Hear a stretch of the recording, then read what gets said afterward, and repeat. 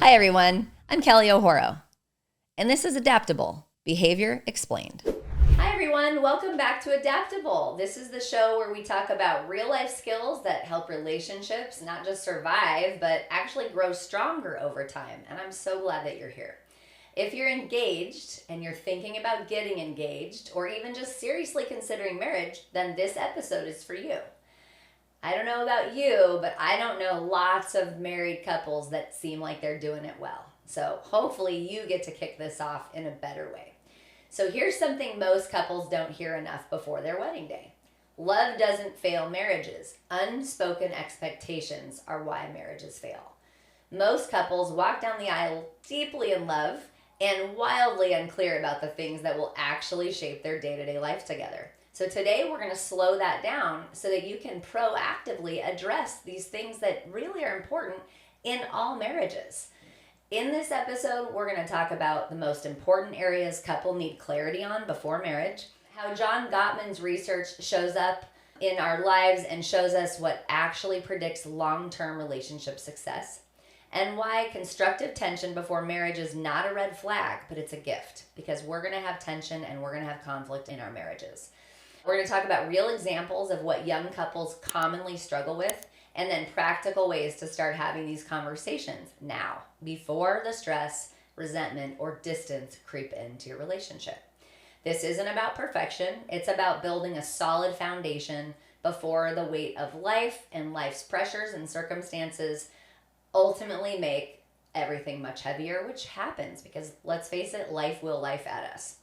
So let's dig in a little bit to some important concepts related to successful relationships.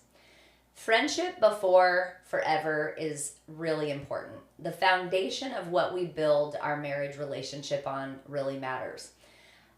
Gottman's research consistently shows that strong marriages are built on deep friendships, not just chemistry or shared goals. It's not just about how hot we are for one another, but it's really about, when all that settles down, being able to look across at the person that you are with and know they are your person. So that means knowing how your partner experiences stress, what makes them feel appreciated, cared for, and loved, how they tend to shut down or get defensive, and what helps them to feel safe during conflict, because we will have conflict. There is no good relationship without it. Common struggle for young couples is something, like I hear this a lot, is I thought love meant that we would just get each other and things would be fine and our love would be enough to sustain us through the hard times. And I've never seen a marriage where that was a true story. But understanding doesn't come from time, it comes from curiosity, intention, and some effort. So we want to practice asking now questions like, what feels hardest for you when we disagree? And this episode would be a great episode to have with your partner and push pause and dig in and then ask the next questions. So hopefully this will help you. So what feels hardest for you when we disagree? Is it that I get angry, that I feel misunderstood, that you don't listen, that I feel unheard? Another question, what helps you calm down when you're overwhelmed? This is important for us to know. And a lot of times people are really unaware. They don't realize they are overwhelmed in the first place, and they certainly don't know what things they can employ to help with that when it happens. We want to ask our partners, what did conflict look like in your family when you were growing up? And what parts of it did you like, and what parts do you not want to adopt in our family? Because these are really important, candid conversations to have with your partner. Conflict is inevitable, but how you fight matters. One of the biggest myths that couples believe is that if we argue now, maybe we're not ready. And the truth is that every healthy couple has to rumble before they end up being able to regulate and be in connection. Gottman's work highlights that it's not whether couples fight, but it's how they fight, how they repair after rupture. That's the indicator that matters the most. Let's talk about some common struggles in relationships.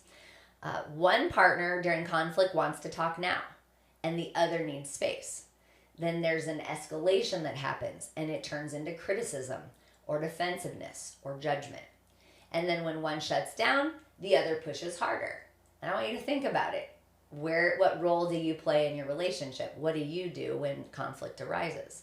So you're going to practice. learning each other's conflict style. Normalize taking breaks and coming back. For those of you who have an avoidant attachment style, the breaks can feel like you're going to take it forever or indefinitely, whereas someone with an anxious attachment style can't tolerate the break. So we have to understand that about one another as well. But we want to practice repair phrases like, I'm getting overwhelmed. Can we pause or can we take a beat? Or that came out harsher than I meant. Can you forgive me and let me try again? I want to understand, not win. So if someone needs to win in a conflict, basically everybody loses. And so that's something to think about. Is that your strategy or style? If you can't repair yet, that's not failure. It's just information, because we have to get to a point where we understand how to repair so that we can move forward in our relationships. So now we're going to talk a little bit about money, roles, and expectations, because this stuff matters, and this is where a lot of couples end in hot water. They really end up in some struggles. Because love doesn't magically align our spending habits or our saving goals or how comfortable we are with debt or what we pay cash for or what we're willing to take some credit for. It doesn't also align with the division of labor. Some people they grow up in really traditional gender stereotypical roles. Some people don't want to adopt those. And so we have to talk about those things. And then we want to really get clear about expectations around work, rest, parenting roles, parenting values, and this is an area that a lot of times people don't talk about when they're together in their dating years. Common issues that come up or struggles that I see a lot of young couples deal with are things like disappointment and lack of expectations being met, like saying things to me in session like, I didn't know they expected me to handle that, or isn't that the guy's job, or isn't that the woman's job, or I thought once we were married, this is my favorite, that you would change. And that is just never a gamble you want to take. The other thing that I'll often hear is, well, my family just did it differently. And if those things were not discussed, then how would they know? Or how would they know that that was an expectation that you had? So take a moment now or pause and come back to this section in the show. But we want you to have explicit conversations about some of these things. How money was handled growing up, what fair feels like to each of you, and what feels non-negotiable versus flexible. Because the clarity that you can iron out before we end up in these contentious moments can really prevent resentment in the long run. And that's really how we want to stay in healthy, connected, symbiotic relationships. Now we're going to dig a little bit into emotional safety and repair, because these are non-negotiables. Like I said before, conflict is part of every single relationship, even the really good ones. And one of the strongest predictors of relationship health is whether partners feel emotionally safe, especially after a rupture. So some common struggles are avoiding hard conversations to keep the peace. You know who you are if you're one of those people that were a peacemaker. If you're an Enneagram 9, you really, really know what I'm talking about. Another issue is letting resentment quietly build and not do anything about addressing the issues. And not knowing how to come back together after a hurt moment happened. So we want to start now, before we get married, normalizing repair as a skill and recognizing that this is something that all couples need to learn. And you want to ask, what helps you feel reconnected after a conflict or a disagreement? And we want to remember that repair doesn't mean agreement. It means I care that you have a perspective. And even if I don't share that perspective, I want to make sure you know that you matter more than the thing that we agree or disagree on. So let's talk a little bit about why doing this and having these exercises before marriage matters.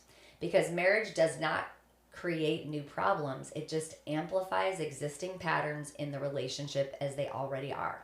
And if you wait until after the wedding to address these things, like learning how to fight well, or talking about expectations, or understanding emotional needs, the pressure's higher, the stakes feel heavier, and the patterns are harder to shift. Remember, the longer we engage in different patterns of relationship and in reactivity, the more difficult it is to change those pathways after time. And so we want to try to proactively address these things. So doing this work now, it gives your marriage the chance to develop language that is cohesive and understandable for both partners. It helps you establish safety It helps to increase flexibility when there is a problem, and a shared understanding that growth is part of love and that we can develop a securely attached relationship if we're willing to work proactively towards these things, and we can avoid some of the pitfalls of marriages that fail in the long run. So if you're having hard conversations right now, let me tell you, you're not behind. This is great. This is proactive. You're not broken. You're learning how to build a foundation before you establish habits that are toxic or not healthy. Healthy couples don't avoid tension. They learn how to move through tension together. So I hope that you found this helpful. We've got several other episodes coming up related to preparation for marriage that I hope help you on all the specific topics that we're going to need to dig into a little bit more deeply. So if this episode resonated for you, make sure that you subscribe so you don't miss future conversations. And like or share this with someone you know who may be looking at tying the knot with their significant other. And thank you so much for tuning in. And if this conversation feels hard to start, we want to make sure that we do our best to lean into the discomfort, because that's the only place that growth happens. So thanks again. And until next time, don't forget to lead with love. It'll never steer you wrong.